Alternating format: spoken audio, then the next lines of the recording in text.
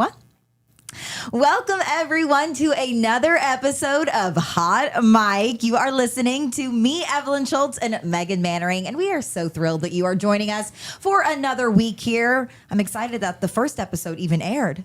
I know. I can't believe that this came to fruition. And I still think it's kind of funny that they're letting us do this. Me too. Because we're really just gabbing. We get to chat. Which is what we're good at. We are good at chatting. Mm-hmm. I think that's why they hired us. Yeah, I think so. We sit right next to each other in the newsroom. Megan's desk is right next to mine. Mm-hmm. And it's nice because we can get low below our computer monitors. When we have gossip, we get way down when we like need to this. talk to something. Exactly. That's literally what we do every day. So now we just get to do this in podcast form. Yeah. Which is really fun. When I think about it, it's probably obvious to everyone else in the newsroom that we're gossiping because you can't see our heads if you're looking over the computers. Because we're crouching down. It feels sly. Yeah, we also probably aren't very good at whispering, but that's okay. We're never talking about anything bad. No, nothing bad. Just, all the stuff that happens in news. So, and there's a lot of it, and we're going to get into it today. Yes, it's kind of fun. I think we decided today we're going to interview each other. Yeah. Which is kind of fun. Learn how we both ended up here. Mm-hmm. And our stories are parallel to each other, honestly. In a weird way. Mm-hmm. I've been following you. Which I am just honored by, and I am glad that you have followed me. I followed you right into this podcast studio, actually. Which I'm just thrilled by. So I guess we'll start. I'll ask you the first question. Okay. And actually, my mom asked me this morning, and I said, I don't know the answer. So Shout out to the moms. Shout out to my mom, Bryn, who will be listening. She said, did Megan always want to go into news? Did she know she was going to do that for when she was a kid? And I said, I don't know. I'll ask her. So that's my first question to you. Did you always know you were going to go into news? That's a good question. No, I did not know. I grew up doing a lot of musical theater. That was really my space. I loved singing. I took dance lessons, did all of that. So I think I knew I wanted to kind of be out front and center. I was always comfortable with public speaking and being on a stage, but it wasn't until college. And I remember I went to DePaul University, shout out Tigers. And my first week of school, I was in a program called the Media Fellows. And there was an alum who actually worked at LEX 18 for a time, Nicole Pence. Yeah. Shout out Nicole Pence. We're going to have a lot of Nicole shout outs Pence, today. yes. So she came to DePaul and spoke to our group of media fellows and was talking about her career as a news anchor. And I was like, whoa, that sounds like something I would be interested in. You get to meet a lot of people. You get to write. You kind of have this performative aspect like you do in theater. And I tried a few different internships in college that all kind of steered me in the direction of news. So no, I didn't know. But when I figured it out, it was like, oh, this makes sense. What about you? Did you always know? So, well, I wouldn't say always. In high school, I think, is when I figured out that I wanted to go into broadcast because my high school, I also grew up in Indiana, just like Megan. So we are both Hoosiers, which is kind of fun, not too far from home here in Kentucky. I went to Columbus East High School in Columbus, Indiana, and we had a morning announcement show, a live morning announcements called the Olympian Flame. And so I did yearbook and newspaper, which I loved because I've always loved writing. And after you did those two classes and those two activities your freshman year, you could then join the Olympian Flame sophomore year. Ooh. And after I joined that, I think that's when it kind of clicked for me that maybe news is something that I would be interested in because you got to write. And like you were saying, I also like the spotlight a little bit. I think probably most people in news can relate to that, at least on the on-camera side of things. Yeah. Maybe some former theater kids among us. I also did theater as a child. I think there are a lot of theater people who end up in news. Yes, I used to want to be an actress, but that was not going to work out for me. So this is... I think you still can. Maybe. You could too. Maybe that will be our next act. Maybe if the podcast goes well, then we move on and we do like a 2-woman show. I take it across the country. I've seen the photos of you as Fiona from Shrek, so I know that you can do it. The photos live on. That was my breakout role. You were also in another club in high school that you've mentioned before that I think is the most Evie Schultz thing I have ever heard in my life. Please tell our listeners and viewers. What, the Happiness Club? The Happiness Club. I encourage everyone to start their own Happiness Club. My friends and I started this, I guess, junior year of high school. And the goal was just to spread happiness. So we would make banners that they let us hang on the walls. One said, "Be a Fruit Loop in a world full of Cheerios." I think my grandpa inspired one of them that said, "If you see someone without a smile, give them one of yours." So we would make all these banners. We would give away donuts, hot chocolate, that sort of thing. And we grew to maybe 40 members, which I was so thrilled by. I love that. It was a fun club. We should actually start one at LAX 18. I think it starts today, right here in this podcast studio. This is the Happiness Club, the Hot Mic Happiness Club. Yeah, I love that. Okay, so you figured out in high school that this might have been the path. Where did you go to college? What did you study? Tell us about that experience. So I also went to college in Indiana at Butler University in Indianapolis. Go Dogs. That's where I met my husband, Charlie. He's also a Butler grad. And after college, well, I studied digital media. That was my major.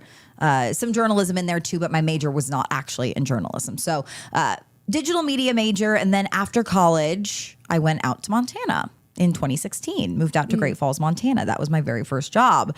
You also moved out to Montana 2 years later, 2018?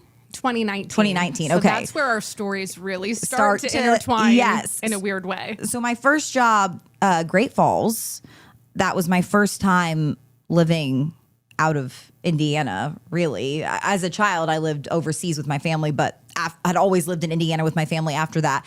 So that was my first big move. Are you so grateful that you lived in Montana? It was the best experience. It was the best. I wouldn't trade it for the world. And I remember the day like yesterday of getting the call from the station in Missoula, KPAX. Eric Gaylord was the news director at the time, one of my mentors and one of your mentors in this business. He was also one of my bosses. I know. Crazy. So he called and offered me the job and was like, "Have you ever been to Montana?" And I said, "No, I've never really been out west." And I didn't tell my mom right away because I knew she was going to freak out. But my dad was not going to freak out. So I told him, and the first thing he does is he gets the atlas out and he's like, "Well, let's look at Montana." And I was looking at this huge paper map. It's like massive. It's really big and it's really far out there. But I loved that experience. And I think that's one of the cool things about news. Everybody, to kind of get their foot in the door, as you know, you just take whatever job you can kind of get out of college. And so as you meet different people in the industry, it's always fun to talk about, well, where was your first job or where did you end up? And, you know, people start their careers in news all over the place. And that's, I think, one of the coolest parts is you do get to experience cities and states, places that you would have likely never lived, maybe visited, but never have lived otherwise. I lived in Great Falls for a year, Billings, Montana for a year, and then ended up my final 2 years in Montana were in Helena, the state capital, and I worked at KTVH, which is another script station. And so that's how I ended up at LEX 18. Yes. And so, Montana was just, I love it out there. Yeah. It's an incredible place and great people and really great people. Obviously the scenery, the beauty, the recreation. And I was out there for the entirety of the pandemic, which actually ended up being kind of perfect because Montanans enjoy social distancing. They love to be outdoors. There are not a lot of them. And we just spent that whole time outside camping and hiking and So did you move to Lexington in 2021? 2022. 2020. I'm a year behind for all of you. You are a year behind. Okay, so 2022 is when you moved here, and I moved to Lexington in 2020. So we have to fill the people in. So right after I started in Montana, my news director, Eric Gaylord, said, "Hey, there's another journalist that I've worked with in Montana who's from Indiana. Her name is Evelyn Schultz." And he connected us on Facebook. And so we exchanged a couple messages. And it was just I wonder if we could find those. Maybe we should try to pull those up. I'm going to look it up. And just said, "Hey, I'm from Indiana. No, I'm from Indiana too." So we did meet on Facebook, but we never met in person until a few years later. Here, right? Here. Which in is Lexington. so funny. I'm looking you up on my Facebook Messenger to see what messages we had shared with each other. Yeah. And actually, when I was interviewing for this job, I reached out to you and said, "Give me the scoop on LEX 18. Is it a good station? Should I come here?" And you had wonderful reviews. I remember that phone call vividly too. Yeah. Talking to you about that. Okay, I found the messages. You did? This is what I sent to you November 4th, 2019 at 12:28 p.m. Hi, Megan. Eric Gaylord told me you're a new team member at K-Pax. I work at KTVH in Helena. Welcome to Montana. I've been here about 3 years and I'm from Indiana too. My parents live in West Lafayette and I have lots of friends who went to DePaul. Hope you're loving Montana so far. Feel free to text me if you ever need anything at all. That's so nice. And I did give you my cell, but I'm not going to read that out here.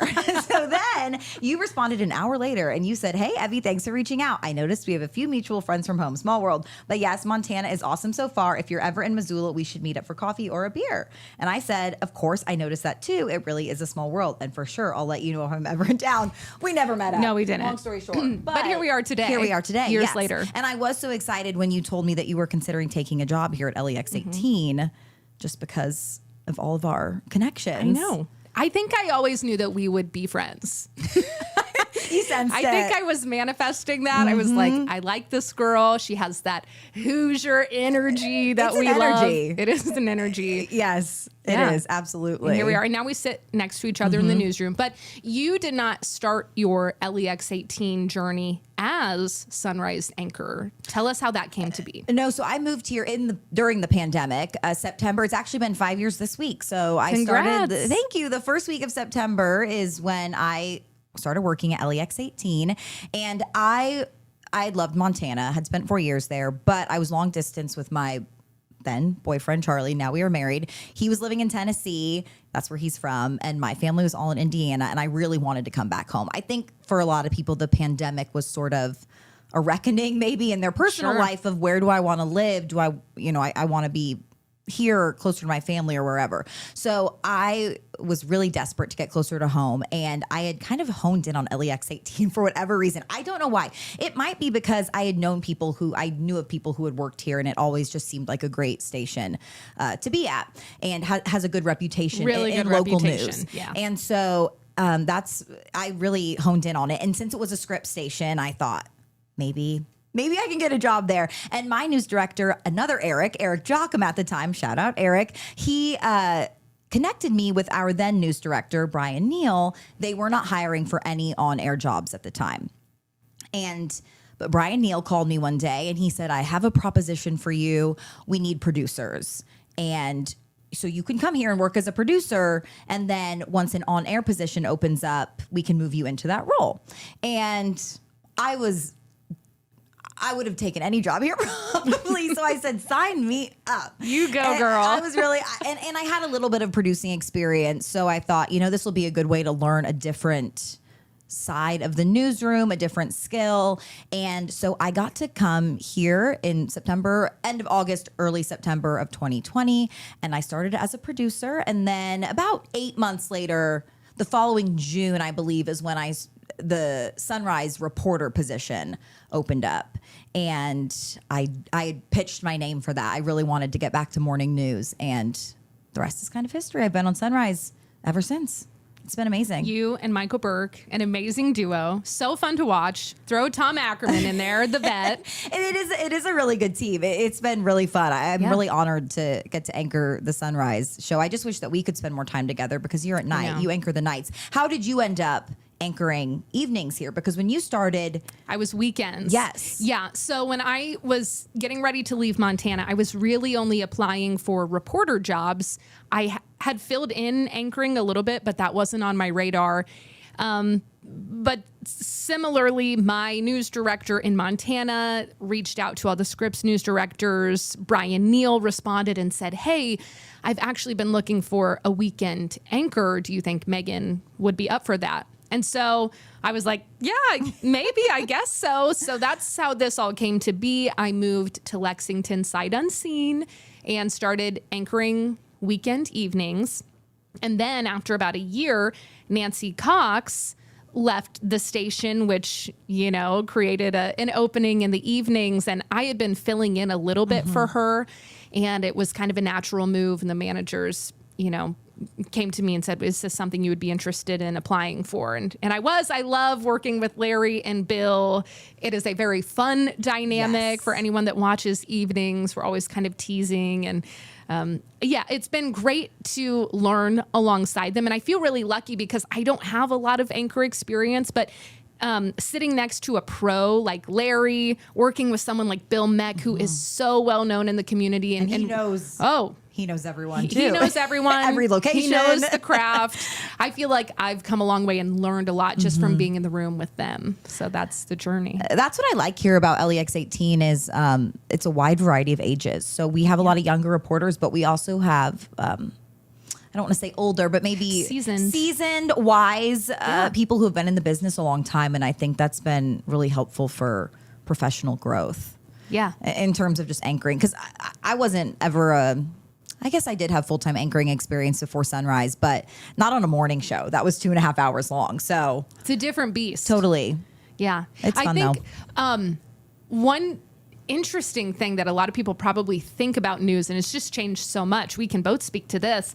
A lot of people have asked me once I got the anchor job, like, oh man, that's a good gig. You just show up and read off the teleprompter and bada bing, bada boom. And it's like, oh no, it is so much more than that nowadays. Yes. So tell us, what is it like to be an anchor in 2025? Well, I think the industry has really changed probably. And maybe people realize that who aren't in the industry, they can probably tell, local news has changed over the past few decades. But people are wearing so many hats now that I don't think they used to. And so the average anchor is also reporting every day, turning stories before or after they get out to the anchor desk. They're also sometimes producing. That's a role that a lot of anchors fill. And I have to shout out, too, we have some people in this room who are behind the scenes, too. And they also wear so many hats nowadays. Yes. It's everyone in the newsroom and in a local news station is doing a lot of tasks and making it look easy for the most part. So, but yeah, anchors, it is more. I mean, I will say I am so grateful for this job because sometimes I'm sitting there, talking with Michael or Tom in the morning, reading off the teleprompter. And I think we get paid to do this. Like, this is fun. And it's, in the grand scheme of things, it's not brain surgery. No, it's not. It's really fun and enjoyable, but there is a lot of work that goes in behind the scenes that people are putting in, and it is you're out in the community, you're talking to people, you're doing interviews. We have Lee Searcy is not only our noon anchor, she also does a lot of investigative work. Right. So people are just talk about wearing different hats, doing all sorts of different jobs. And you're right, making it look easy and enjoyable to watch is the goal. Yeah, but it is a fun job. And I think there are a lot of days when you want to pull your hair out, a story isn't panning out, or you can't get an interview. But at the end of the day, and in my case, literally at the end of my day, you're on set anchoring and you do have that feeling of, this is a fun job. What has been your favorite story you've ever covered? Oh, that's such news? A hard question. You could probably write a full list. Okay. Well, I did a really fun story shortly after I started here. It's something that always pops into my mind because it was so fun. It was homecoming for EKU. Joe Southworth, he's a photographer. He and I were in Richmond for this story. And for one night and one night only, this bar in town reopened for all of the alums. It's called The Dog. That sounds right up your alley. It was right up my alley, Evie. I love stuff like this. And so I was filling in on the evening shift that night, and they were like, just go to Richmond and do this story. And this bar is located downtown, and all of the alums were back in town for this football game. And I kid you not, I mean, there was a line of people wrapped all the way around the block to get into the bar. And in news, sometimes it can be hard to get interviews or convince people to talk to you on camera. They're nervous, apprehensive. Sometimes stories are serious and it's hard Definitely. to... Absolutely. But in this setting, everybody was in such a good mood. I was literally going down the line like, do you want to do an interview for the news? Do you want to do an interview? And everyone was sharing these fun stories of when they were in college. And these people were in their 60s, 70s, 80s, 90s.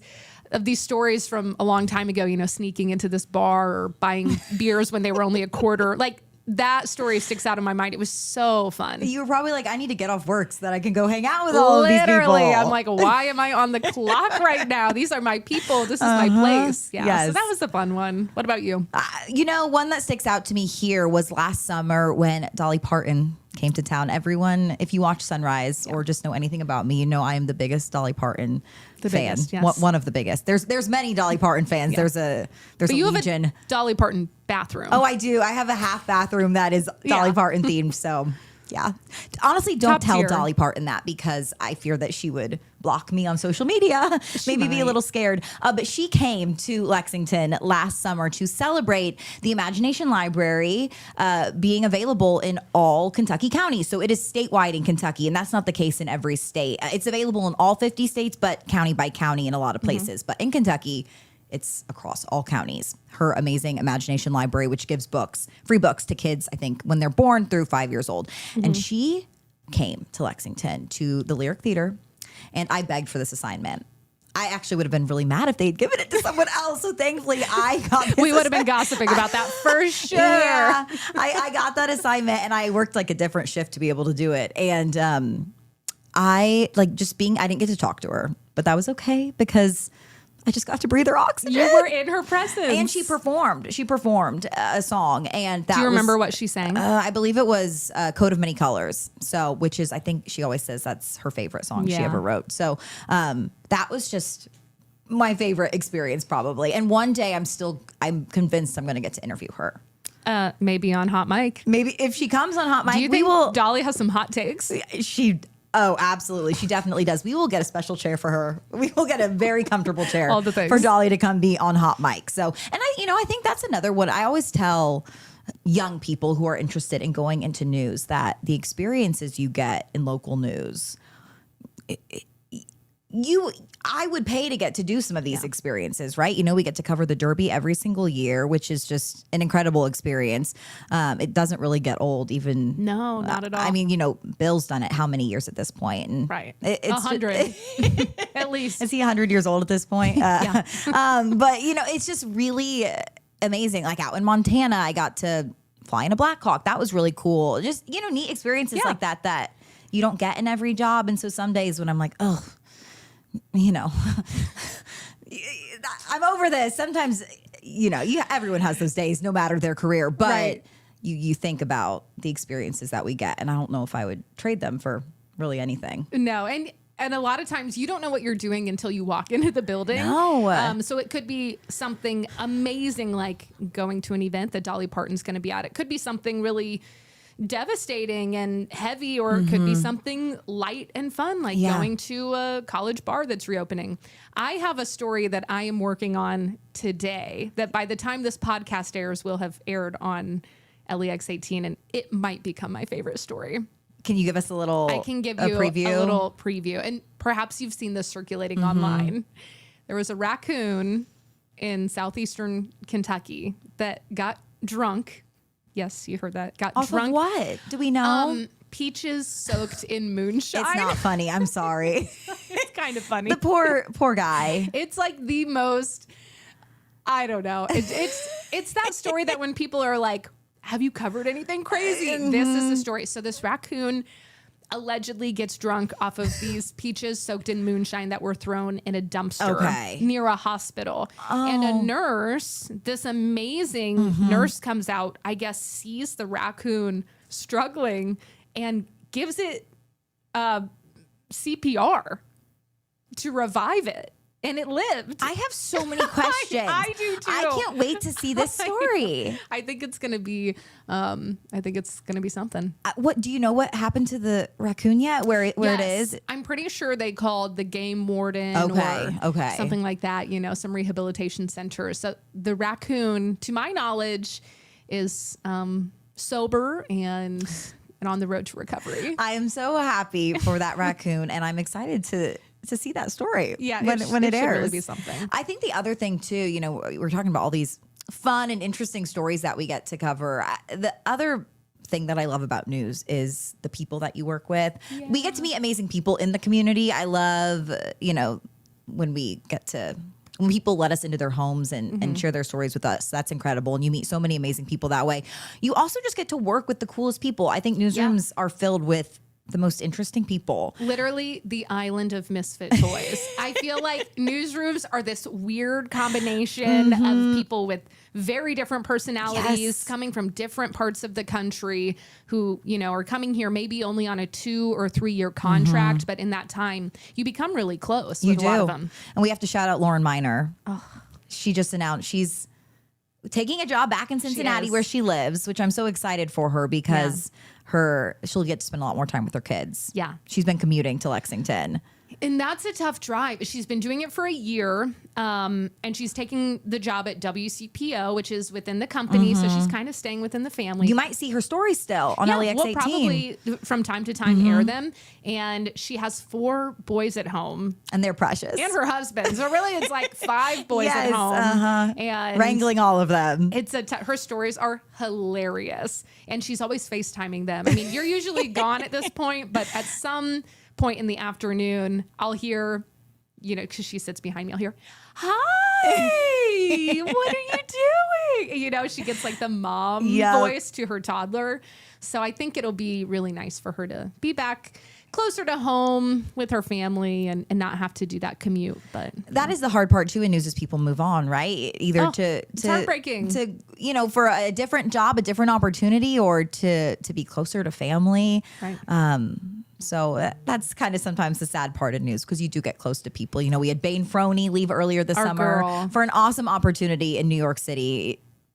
She's thriving. She really is thriving. But you see the viewer comments. A lot of the viewers feel like they get attached to the people they watch on air. And we do too. You know, these are not just our coworkers, but our friends. And so we feel that pain too whenever someone announces, I'm taking a different opportunity.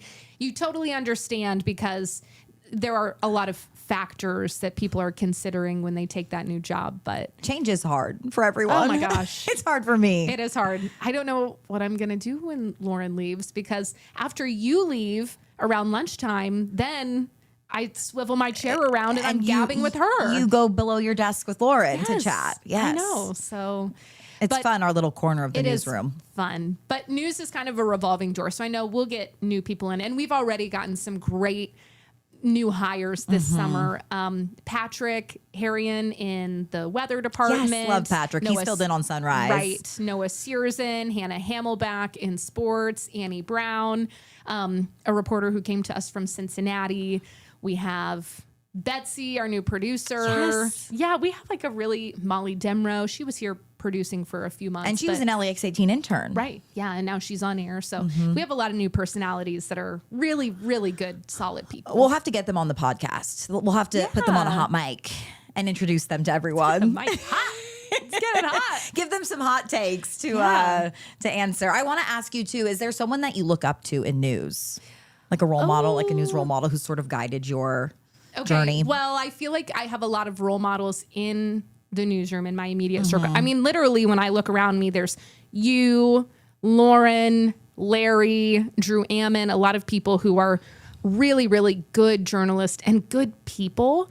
And then on the big scale, this is kind of fun. So my idol in national news is Morgan Radford. Oh yeah. Yeah. And you met her, right? Yes. It's like the craziest thing. She is, a network anchor for NBC. She does it's like 11 a.m. to 1 p.m. every day. So you've probably seen her on there. We look up and the TVs are right in front of our desks. She's so great. I watch her every day. She's a fantastic journalist. She covers a lot of really, really impactful stories on marginalized communities. And her style is out of this world. Like if I could just look in her closet, it's amazing. And so I've really looked up to her the last few years. And I was in the Minneapolis airport last summer. My flight had been delayed. I was there with my boyfriend and we've been traveling all day. I am not looking my best. And I had just been on Instagram and I follow Morgan Radford and I had seen, oh my gosh, she was just with her NBC crew working on a story in Montana, which is where we were coming from. And I was showing my boyfriend, like, oh my gosh, I love this girl. And I kid you not, as I'm showing him this post, I look up and she is walking past me in the airport.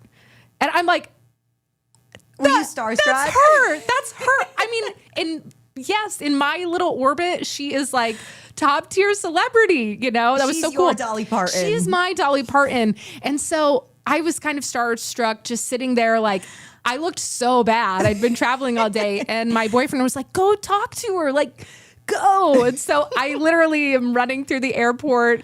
I'm out of breath because I'm not a runner and I'm yelling at Morgan. And she turned around and was like, oh my gosh, who is this person who's chasing me down in the airport? And I said, you don't know me.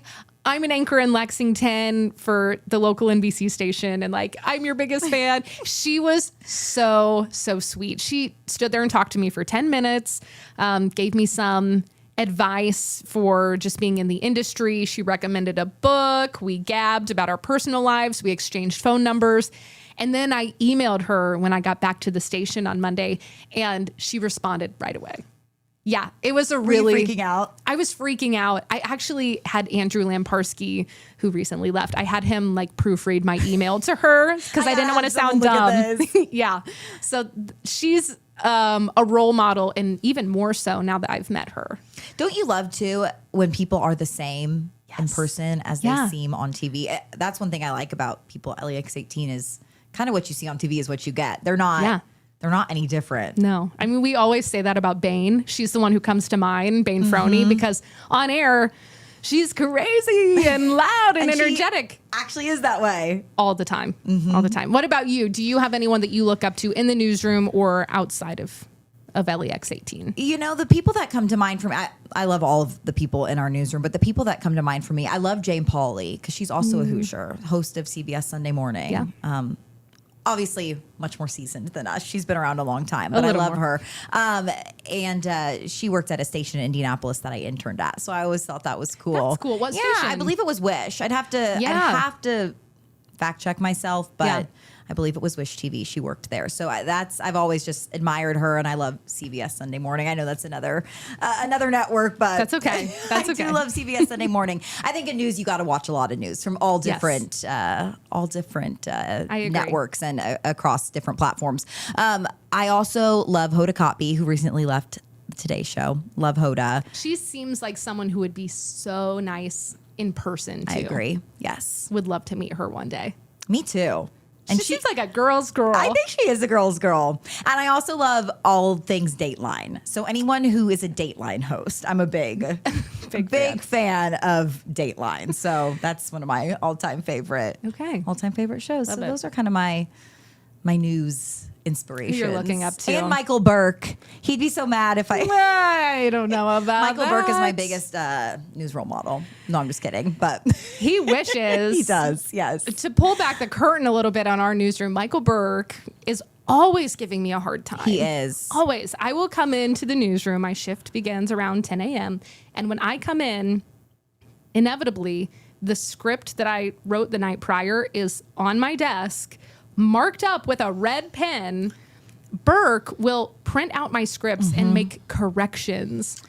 And they're just, funny jabs. Or he'll always say, hey, we have a seminar this weekend at, Anchoring 101. I'd really like for you to be there. So he thinks he's so funny. He thinks he's hilarious. He does. And it is kind of funny. It is a little bit endearing. I would never say that to him, but I wonder if he'll even listen to the podcast. He probably doesn't listen to the podcast. We need to get him to listen, though. Who do you think is the funniest person in the newsroom? And I think I know who you're going to say. The funniest person? Well, I think there are two tiers. You have the people who are trying to be funny, and then you have the people that just by nature naturally are funny.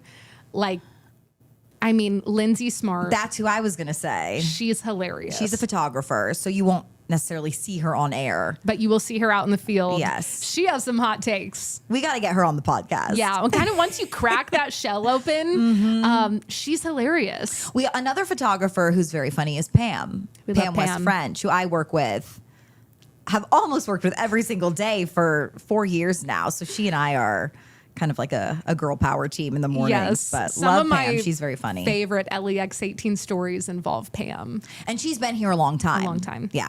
Yeah, I love that we have some people who really have been here for a long time. A lot of our managers as well have worked together for, over a decade.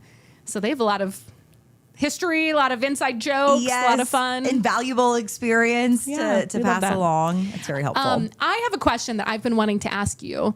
You've been anchoring a little longer than I have.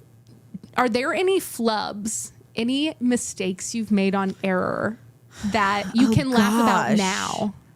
Robert, can you think of anything? Our Sunrise director is in the room right now. I'm going to let him ponder. There are things that I say all day long on Sunrise that, well, Robert knows this. As soon as I say it, I'm like, why on earth did I say that? Or, you think you're doing something and you're not. I'm trying to think of like a major flub. I've had live shots go wrong, as probably everyone has. Yeah. I've had embarrassing moments, maybe not so much on air, but just, when you're interacting with people every single day in the community, sometimes you just embarrass yourself a little bit. Something weird is bound to happen. Yes. Have you had anything that comes to mind? I do, which is kind of why I asked. What is I was yours? thinking about this last night, just reflecting on having anchored for now, like whatever it is, a year or 2 years. Okay, so what people maybe don't know is that you don't always have time to read through the show before you anchor. In an ideal world, you do, but as we mentioned, you're wearing a lot of hats, you're doing a lot of things. And this particular day, I did not read through the script. And also, I would say, like, on a scale of 1 to 10, how good am I at pronouncing words? I'm probably like a 5.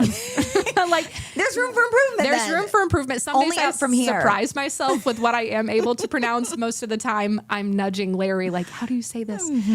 But there was one day I was anchoring with Sean Moody, and there was a word in the script 4 times. And it was capital Belarus. Belarus? Is that not how you say it? Well, yes, but I was saying Belarus. I said Belarus not once, not twice, 4 times in the script. And I said it with conviction. And the minute that we went to a break, Bill Meck said, "It's Belarus." And I was like, so mortified. That's so embarrassing. And I was like really gutted about it for a while. Now I can laugh about it because it was just a It's a new day. It's a new The day. mispronunciations will get you. One just came to mind for me. And people, since we're in Kentucky, horse industry is big here. We'll have some people who appreciate this. Out in Montana, there was some story that we were talking about on the show I was on at the time, dressage tournament. Oh, I'd never heard that That's word a before. toughie. I'd never seen it before. So probably 3 or 4 times I said dressage. Because what else would it be? I'm from Indiana and I have never seen that word before in my life. And I'm not very fancy. And I was also quickly corrected, kindly off air, but we should that'll go stick with me. We should go on a trip to Belarus and watch some dressage. Find a dressage tournament I think that somewhere. would be great. Yeah, actually, you know what? Sometimes it is mortifying to mispronounce something, and you don't want to mispronounce something ever, especially when it's someone's name or a town nearby, because you're supposed to know those things. But they stick with you. So once you make a mistake, you'll never make that mistake again. It's so true. Because you carry that embarrassment. I know. Like, Belarus is literally living rent-free in my mind as we speak. Yeah. It'll probably never come up in a script ever again. Just that one time. Yeah. We've all been there. And I always tell people, it's not if you make a mistake or do something like that, but when you do, When you do. we've all been there. It's inevitable. But hey, anchors, we're just like you. Yes, absolutely. What has been your favorite part about Lexington, Central Kentucky, moving here? Oh my gosh. So much. I loved Montana so much. So I think it was a tough transition because I was comparing everything Yes. about Kentucky to Montana, and they're obviously, 2 very different places. But gradually, I've really, really warmed up to Kentucky, and now I can confidently say I love it here. I love the station. We work with great people. I love my neighborhood. You know, I live in the Chevy Chase area, and it's just like the cutest little part of town. And your cat is the king of Chevy Chase. My cat is the king. My cat's name is Chevy Chase. He is running the show. I think, and I always tell people this who ask me, you know, like, how's Kentucky? I say Lexington has so much character with Keeneland and UK and basketball and bourbon. It has all of these identifiers. And I've kind of started to lean into those. And I think it's just a great place to live and build a community. So yeah, I've loved every part of it. And you've, you know, literally bought a home here. So yeah, you're like doing it. Yeah. My husband and I were, we did everything in the span of like 4 months. We bought a house a month before we got married. Then we got married. Then we adopted our dog. So we really went for it in 2023. But yeah, we love Lexington. You know, like I mentioned earlier, he's from Tennessee. And we're about 3 hours from his parents. He grew up in Clarksville, Tennessee, so we're not very far from them. My parents are in West Lafayette, Indiana, so about 4 hours from them. So it's the perfect middle point. And yeah, like you said, there's just so much to do here, a lot of culture. The people are, I think, the best part really of good Kentucky. people. Yeah. I love everyone we meet all over. And we meet a lot of people on this job. So everyone is so nice. And I really have loved living here. Yeah. You get to do so much fun stuff. You really do. Hey, before we round this out, should we see if any of our friends on Facebook have questions? For us? Let's check. Okay. They better. I'm just kidding.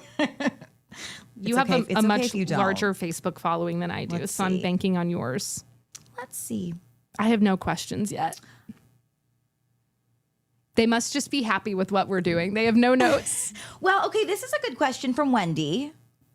I sort of answered this earlier when I said Dolly Parton. I would love to interview Dolly Parton. She's my dream. Or Beyonce. Either one of them. If you could interview anyone in the whole world, who would it be? In the whole world? That's so why? Hard. And why? Thank you to Wendy for this question. Wendy, that's a great question. Who would I interview and why? I don't know. Oh, man. That really put me on the spot. You can think about it. Let me ask you another question. We'll come back to that. Actually, wait, I know. Okay, you but you inspired me with the music thing. My like all-time favorite artist is Sarah Bareilles, who also had a stint on Broadway several years ago. I love Gravity. Oh yeah, she's an amazing vocalist. And as like, you know, as a kid, she was like, she was it. So I think that would be pretty amazing, pretty epic to interview her. Yes, that's a good one. I wasn't expecting that. Yeah. Okay, that's a good one. Hey, the more you know. I think that's, let's see. What's the app? Do you have a craziest interview you've done? Maybe it might be today. It might be the drunk raccoon. I think so. That might be up there. Yeah, I've definitely had some crazy interviews. For as many amazing, inspirational people that you meet on this job, you do meet some interesting characters. Yes. All unique in their own way. Absolutely. God made us all different. Yes, he did. In his image. Evie, is there anything else we didn't cover today that you wanted to get to? I don't think so. That's always the question also that we ask at the end of an interview. If you're ever interviewed, typically we wrap up by saying, is there anything that you wanted to say that I didn't ask you about? Well, it's only episode 2, so we have a lot of time to get to things that we didn't get to today. But I feel like I know you a little better now than I did 30 minutes ago. And I already thought I knew everything about you. Here we are, learning and growing together. I will say, if anyone has any feedback for us or things you want us to talk about, people you'd like us to interview, let us know, because we want to put them on a hot mic. Yes, we do. Okay. With that, I want to give a little shout out to our production and creative services team, all of the people that are making Hot Mic come together. And with that, Evelyn Schultz, I'm Megan Mannering. Thank you for watching and listening to Hot Mic. We'll see you next time.